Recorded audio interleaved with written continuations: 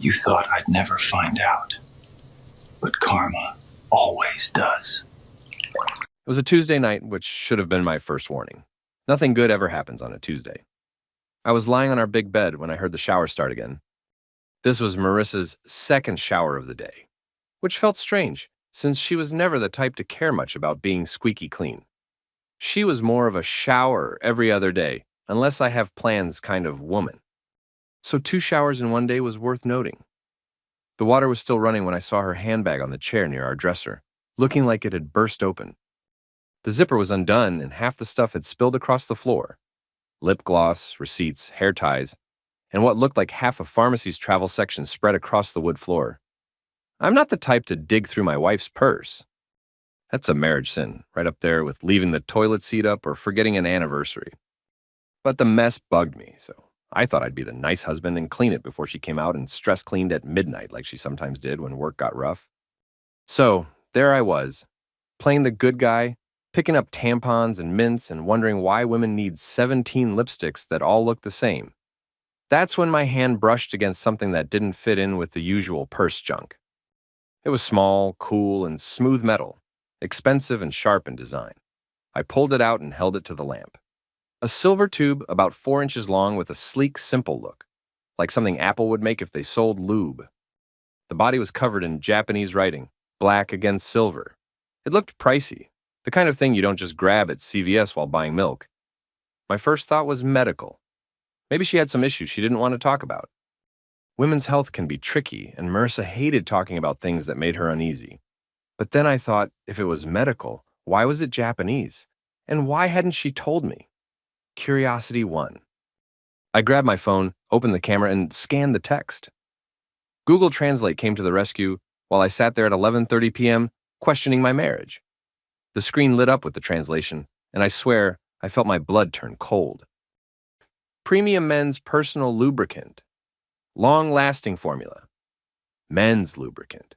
Not women's. Not couples. Men's. And it wasn't new. The tube was about half empty, with that used look from regular handling. I turned it over in my hands, my brain trying to catch up while my gut screamed what I didn't want to hear. My wife had never bought anything like this for us. We barely used lube at all, and when we did, it was the cheap pharmacy kind in a plain bottle. This one looked like it cost more than our grocery run, and it sure wasn't meant for us. I kept staring at the tube, then my eyes slid to her tablet on the desk. The screen was still on, glowing. She'd left it open after working on slides earlier.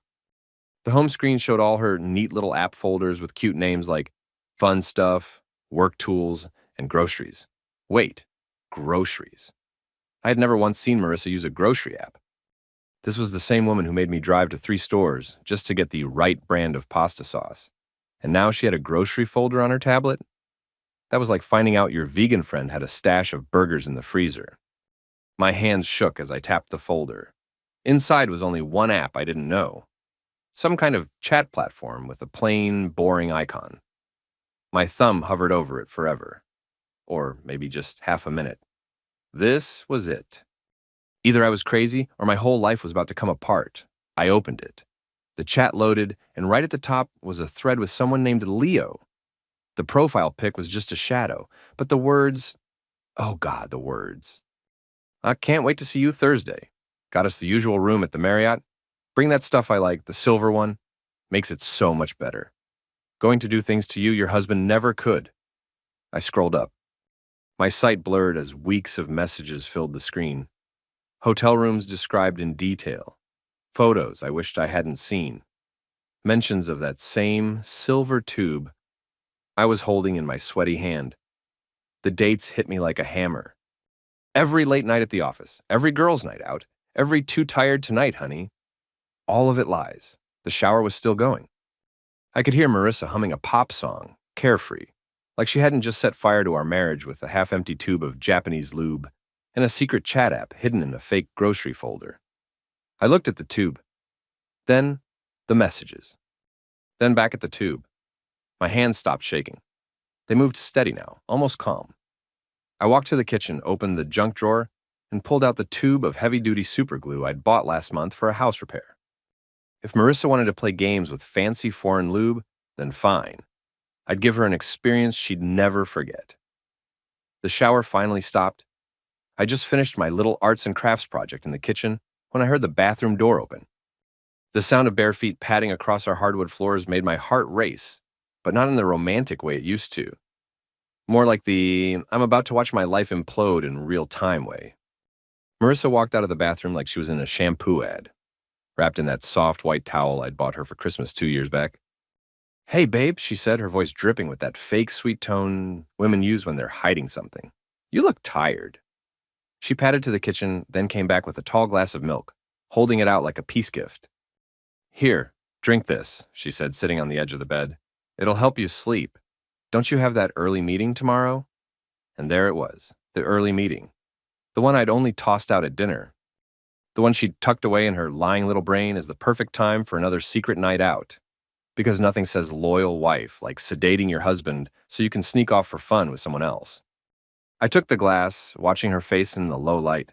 She looked so caring, so worried about me getting rest. "Thanks, honey," I said, taking a small sip. I pretended to drink half, then set it down on the nightstand with a smile. "You're the best." "I love you." The words burned in my mouth, but her face lit up like it was real love. That was the worst part. Not just that she was cheating, but that she could look me in the eye with so much warmth while planning to run off to some hotel with a guy named Leo. The next hour was probably the longest 60 minutes of my life. I lay there listening to her breathing, waiting for it to settle into that deep, even rhythm that meant she thought I was out cold. Every few minutes, I'd let out a little snore or shift positions, really selling the whole heavily sedated husband performance. She was good, I'll give her that. She waited a full hour before making her move, probably making sure whatever she'd slipped me had enough time to kick in. I felt the mattress shift as she carefully climbed out of bed, moving with the stealth of someone who'd done this dance before. At exactly 12:45 a.m., I heard the soft click of our front door opening, then the faint sound of voices in the hallway outside our apartment. My heart was pounding so loud I was sure the neighbors could hear it through the walls. I gave her exactly 20 seconds, long enough to think she was in the clear, but not long enough for them to disappear entirely. Then I slipped out of bed, grabbed my robe, and crept toward the door like some kind of suburban ninja. The hallway was dimly lit, but I could see them at the far end, near the elevator. Marissa was pressed against the wall, and some tall guy had his hands on either side of her face, kissing her like she was the last woman on earth. Even from a distance, I could see he was everything I wasn't. Tall, muscular, probably 10 years younger than me.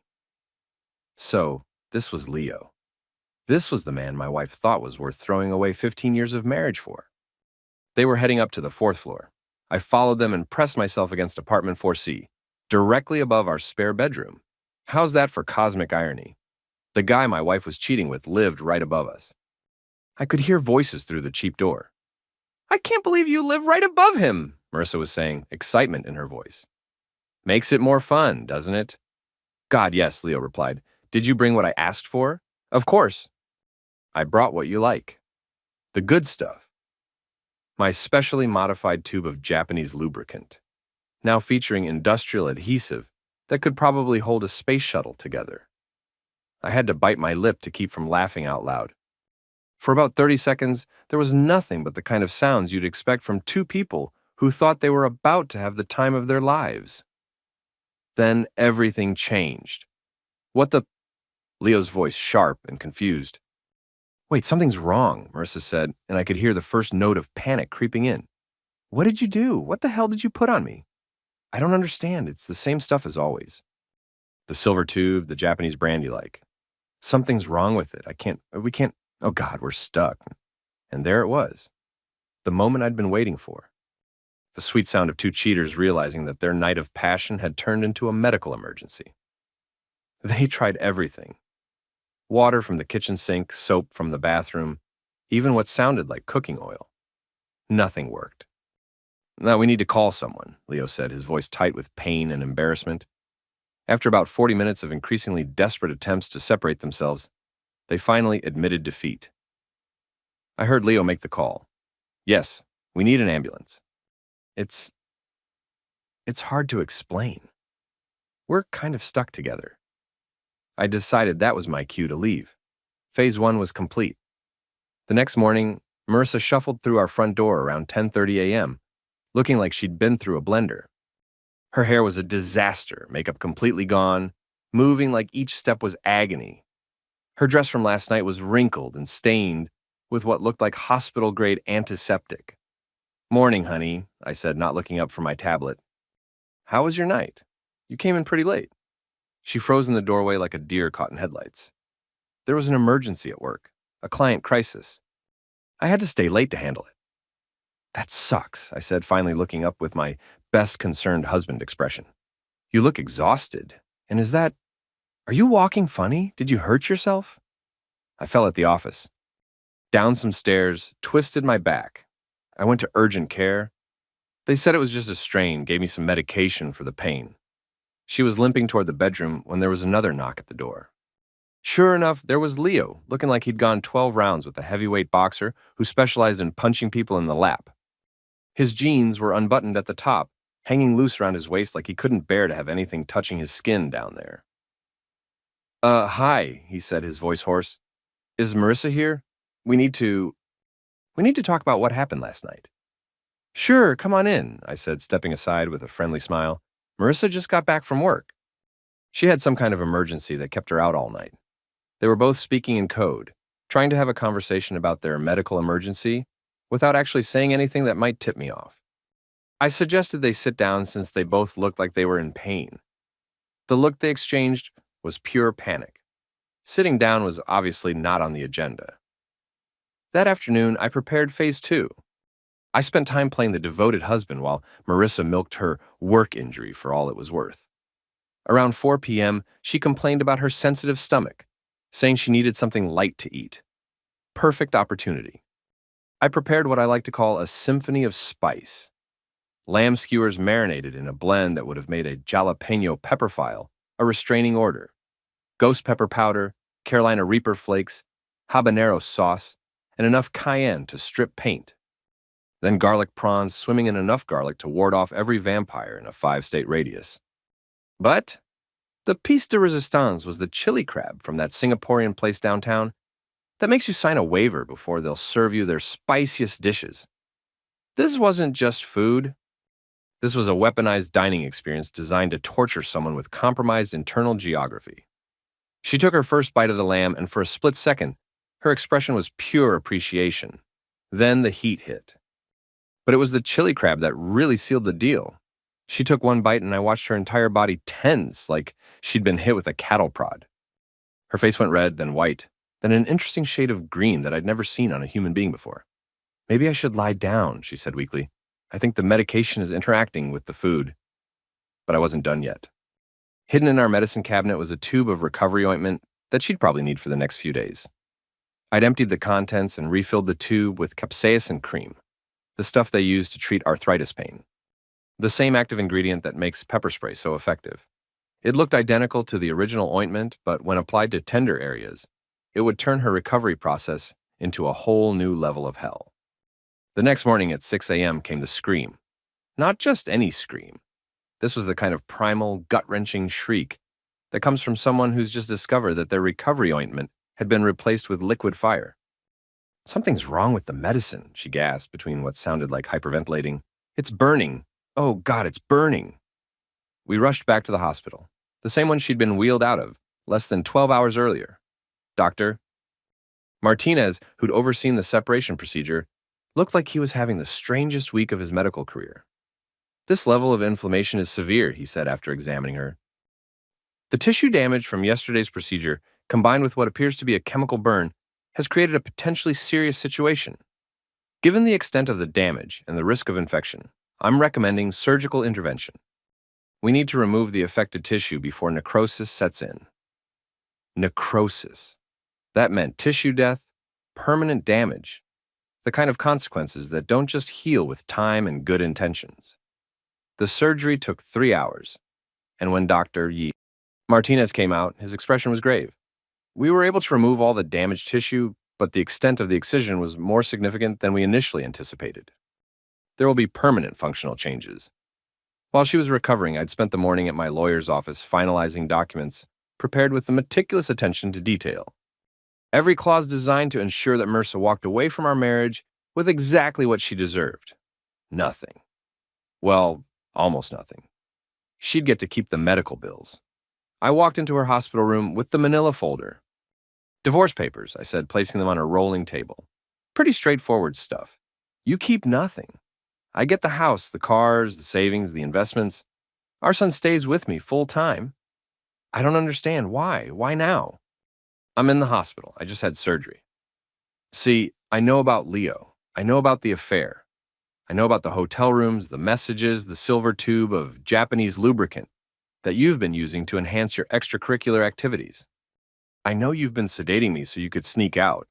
I know about the encrypted messaging app hidden in your groceries folder. Each revelation hit her like a physical blow. I could actually see her deflating, like someone was slowly letting the air out of her entire existence. She tried to refuse, tearing the papers in half.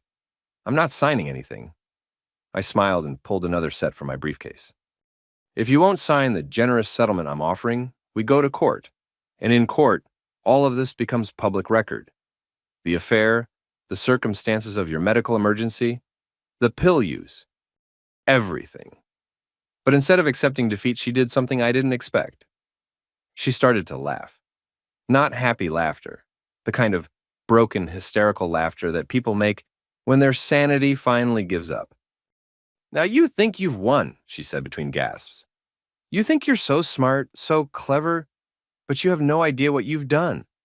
Leo isn't going anywhere, and there are others too. Do you really think he was the first? Do you really think this was some kind of isolated incident? That's when I discovered the network. Hidden in her tablet's browsing history, I found evidence of something that made Leo's affair look like amateur hour. There was an entire network, a private group that operated through encrypted apps and exclusive websites catering to married people looking for discreet encounters. Marissa had been a premium member for over 3 years. I printed out every piece of evidence and walked straight to the police station. The network was involved in activities that crossed legal lines: tax evasion, prostitution, embezzlement using company credit cards. Within a week, the investigation had expanded to include the FBI. Assets were frozen. Arrests were made. Meanwhile, Mrs. Patterson's video of their ambulance ride went viral. When Cheating Goes Horribly Wrong hit 500,000 views in 12 hours. Someone recognized Leo as a fitness influencer who marketed himself as a relationship coach. His gym fired him before the week was out. Marissa's identity spread like wildfire through our social circles. Her friends started distancing themselves one by one. The book club mysteriously had scheduling conflicts. Even the grocery store cashiers started giving her looks that could freeze hell. 3 weeks later, Leo made the mistake of coming back, demanding $20,000 for medical bills and lost income.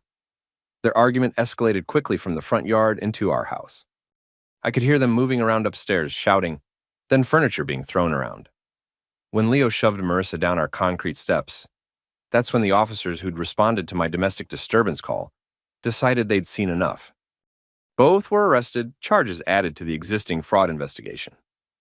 The custody hearing was a formality when one parent was in county lockup, and the other had documentation proving systematic fraud and infidelity. Detective Morrison texted me, "Case closed." Both defendants pled guilty. Marissa got 18 months, Leo got 2 years. I deleted the message and poured myself another drink. Sometimes justice isn't blind. Sometimes it just takes a little help seeing clearly.